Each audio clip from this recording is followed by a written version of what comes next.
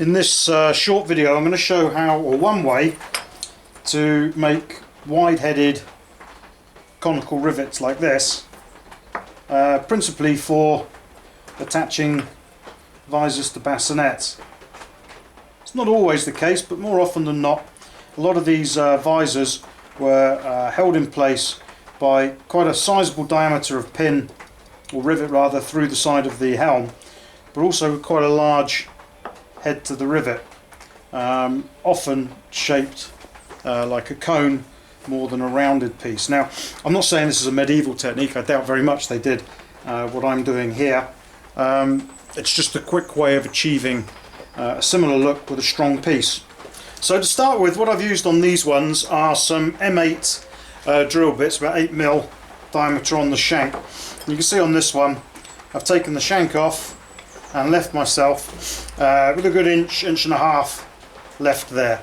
I prefer to use these smooth ones up the top here, just because you're going to take the thread off then, and you know that you're dealing with something vaguely about 8mm across. So I've just cut that off, give it about an inch and a half left, and then onto the lathe setup that I've got opposite. Now, before I continue, it's really worth stating, let common sense prevail. If you're using power tools in any way that you feel uncomfortable with, don't use them. Always wear adequate or over adequate safety equipment. Certainly protect your eyes and your ears, but face shields, all this sort of good stuff. There's no medals given for the bizarrest setup that you can do, but this is something that I've been shown a few times and I've used an awful lot. Just go steady, go slow, and go safe. All it is a drill turned upside down. It's a variable speed drill turned upside down and held in this vise.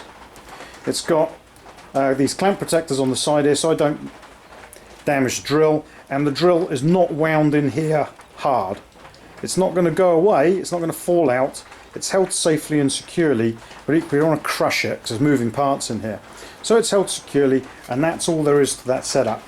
And what we're going to do is we're going to pop the 8mm bit that we've made across the way there into here, and then we're going to show you the other tool we're going to use, just the grinder, and we're going to take some slow and gentle passes across the front until we remove the material we want, leaving just the cone. So what I'll be using is this grinder. The grinder will be spinning, and I will touch it to this gently, gentle being the watchword, and I will dress this down. Once I get close to where I want, I'll take a little bit off the edge here, and then I'll go to the more normal grinding disc just to help finish it off, and then it should be ready for polishing. So the watchword through all of this is take it steady. As I said, if you feel uncomfortable, if you don't like this sort of thing, just don't do it. It's really not worth the effort. If you go slow and steady and you're familiar with the tools, you should be just fine, as long as you're thinking safety all the time and you're prepared what to do if something goes wrong. I've got the off switches for both of these tools just here, just out of shot, so I can get to them nice and quickly. But if something goes wrong, just step away with the grinder and then turn the grinder off, and you should be fine. So we're going to clamp this shut, and then we'll start.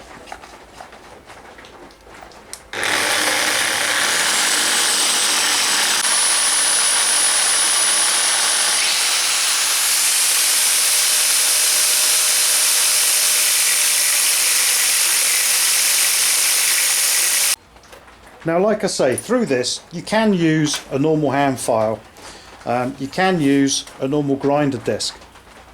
I just prefer the accuracy of the slitting disc.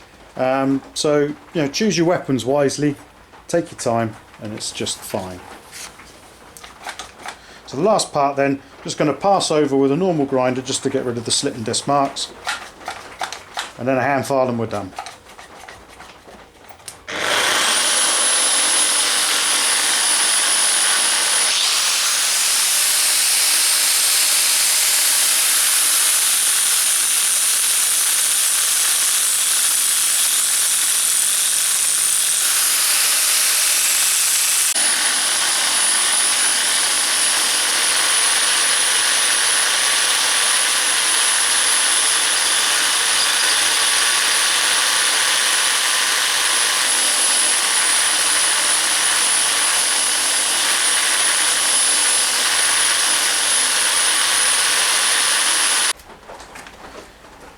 So here we are back from across the way there with the drill. This is the one we've just done. This is the one that was done earlier. All I've got to do is give this a bit of a clean and a polish, and you're ready to go, ready to be mounted into the bassinet to hold the visor. I'm sure you'd agree, a simple way of doing it, not the true medieval way of doing it, but it gets you a similar looking result if that's all that's required, as it is in this instance. Take care with the power tools when you're using them in manners like this.